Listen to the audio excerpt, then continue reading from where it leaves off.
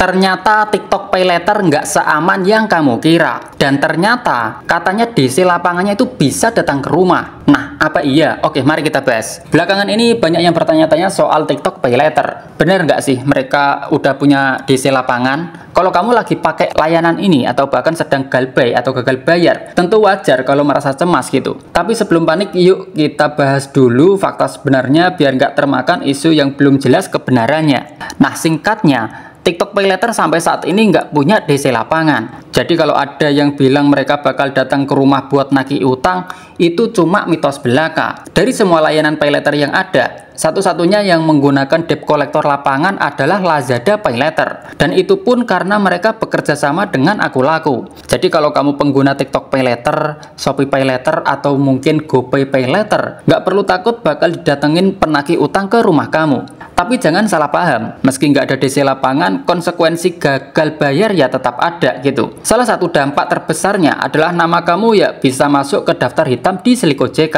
Kalau udah terdaftar di sana, peluang kamu buat mengajukan pinjaman di bank atau mungkin di pinjol legal yang lain ya bisa jadi tertutup gitu. Jadi sebelum memutuskan buat nggak bayar, pertimbangkan baik-baik dampak jangka panjangnya. Tentu kita semua tahu bahwa kondisi finansial bisa berubah-ubah. Kalau memang lagi benar-benar kesulitan, hal yang paling penting adalah memastikan kebutuhan dasar tetap terpenuhi. Jangan sampai karena terlalu fokus bayar utang Pay Later, kamu malah jadi kesulitan makan atau nggak bisa memenuhi kebutuhan keluarga gitu. Dalam kondisi darurat seperti ini, mencari solusi untuk meningkatkan penghasilan bisa jadi prioritas yang utama. Nah, kalau kamu telat bayar TikTok Pay Later, umumnya yang bakal terjadi adalah kamu akan menerima panggilan telepon, SMS, atau pesan WhatsApp dari pihak penagih. Nah, di sini kamu harus tetap tenang. Jangan langsung panik atau takut dengan ancaman yang mungkin terdengar menyeramkan. Kalau ada yang sampai memaksa atau mengintimidasi, kamu bisa catat dan laporkan.